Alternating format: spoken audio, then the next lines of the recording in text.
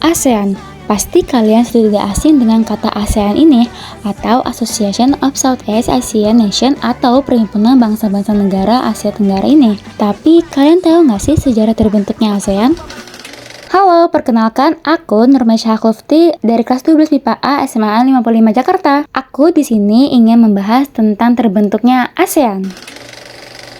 ASEAN didirikan pada tanggal 8 Agustus 1967 dengan tujuan mewujudkan kerjasama ekonomi, politik, keamanan, sosial, dan budaya di antara negara anggotanya. Inisiatif ini dipicu oleh keinginan untuk memperkuat stabilitas regional dalam menghadapi ketegangan geopolitik dan konflik di Asia Tenggara. Awalnya di abad ke-19 dianggap abad yang penuh dengan semangat nasionalisme khususnya di negara Eropa. Sama seperti Eropa, negara Asia Tenggara juga memiliki rasa nasionalisme yang sangat membara, terutama pada tahun 1946 sampai dengan 1966. Dikarenakan kondisi negara di wilayah Asia Tenggara yang masih muda, mereka tentunya memiliki banyak masalah, seperti masalah ekonomi, sosial, dan politik. Pada tahun 1950-an, Indochina, Vietnam, Laos, dan Kamboja telah menjadi bidak untuk perang proksi antara Uni Soviet dan Amerika Serikat. Pada perang ini, Amerika Serikat sudah mengajak negara Asia Tenggara dengan membentuk SEATO, namun hanya Thailand ini yang tertarik dikarenakan Thailand memiliki kepentingan khusus dalam hal pertahanan, keamanan, dan kesejahteraan ekonomi. Nah, di dekade 50-an ini, negara-negara anggota SEATO mulai membentuk organisasi kecil baru, namun hampir semuanya gagal karena konflik kepentingan dan perbedaan pendapat. Seperti konfrontasi Indonesia-Malaysia 1963 sampai dengan 1966, situasi geopolitik di Asia Tenggara era 1960-an, ketidakamanan dan ancaman ideologi komunis. Pada Mei 1966, Adam Malik yang saat itu merupakan Menteri Luar Negeri Indonesia mengajak Thanat Khoman, Menteri Luar Negeri Thailand, untuk bertemu secara rahasia di Bangkok dengan tujuan meminta bantuan mengakhiri konfrontasi dengan Malaysia, dan finally, Thanat Khoman menandatangani perjanjian secara rahasia. Kemudian di akhir konfrontasi Malaysia-Indonesia, Thanat Khoman mengajak Adam Malik makan malam dengan mengutarakan pendapatnya untuk membuat himpunan regional antara negara Asia Tenggara dan langsung disetujui oleh Adam Malik. Setahun kemudian, 5 perwakilan negara Indonesia, Malaysia, Thailand, Singapura, Filipina atau Bapak Pendiri ASEAN bermain golf di Bank ASEAN untuk membicarakan pembentukan ASEAN. Mereka berlima setuju dan kembali ke Bangkok untuk menandatangani deklarasi ASEAN atau deklarasi Bangkok pada 8 Agustus 1967. Selama beberapa dekade berikutnya, ASEAN mengalami perkembangan yang signifikan, seperti bergabungnya Brunei yang menjadi anggota ke-6 ASEAN pada tahun 1984, Vietnam yang menjadi anggota ke-7 pada tahun 1995, Laos dan Myanmar pada tahun 1997, Kamboja pada tahun 1999, dan anggota ke-11 yaitu Timor Leste pada tahun 2022. Pada awal berdirinya, ASEAN telah mendapatkan tantangan yang muncul dari masing-masing negara anggotanya. Akan tetapi, semua pihak yang terlibat dalam permasalahan-permasalahan tersebut dapat meredam potensi konflik yang muncul sehingga stabilitas kawasan dapat dipertahankan. Salah satu aktivitas ASEAN dalam bidang politik yang menonjol adalah dikeluarkannya Kuala Lumpur Declaration pada tanggal 27 November 1971 yang menyatakan bahwa ASEAN merupakan zona bebas netral. Pada masa Soeharto, Indonesia bisa dikatakan menjadi pemimpin ASEAN karena kebijakan-kebijakan ekonomi ASEAN sangat tergantung dari cara Indonesia bersikap. Seiring berjalannya waktu, ASEAN juga berupaya memperkuat integrasi ekonomi melalui pembentukan komunitas ASEAN. Langkah ini mencangkup liberalisasi perdagangan, mobilitas tenaga kerja, dan fasilitas investasi di antara anggotanya.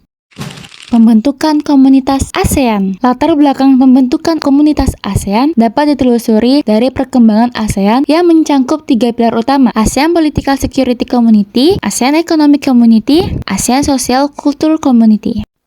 Dengan berbagai upaya liberalisasi perdagangan dan investasi, ASEAN bertujuan meningkatkan pertumbuhan ekonomi dan integrasi ekonomi di kawasannya, keamanan dan stabilitas. Melihat kondisi regional dan kompleks, terutama sengketa di Laut Cina Selatan dan tantangan keamanan lainnya, ASEAN berkomitmen untuk meningkatkan kerjasama dalam menciptakan stabilitas politik dan keamanan, kemajuan sosial dan budaya. Komitmen terhadap pembangunan sosial dan budaya yang inklusif juga menjadi fokus dengan upaya meningkatkan meningkatkan kesejahteraan masyarakat ASEAN dan memperkuat identitas dan kesadaran regional. 1.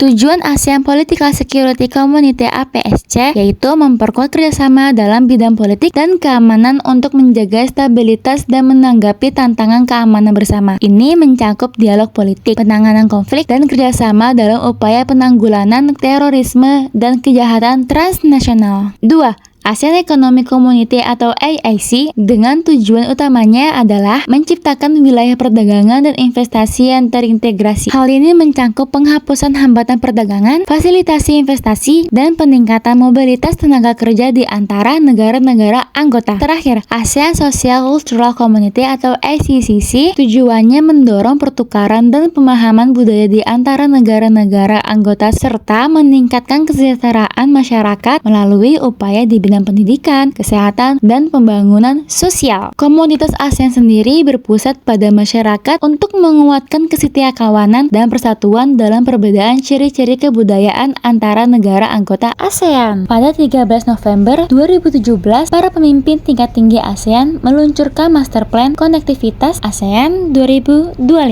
Nah, sudah selesai nih aku membahas pembentukan ASEAN. Sampai jumpa di video berikutnya. Bye-bye!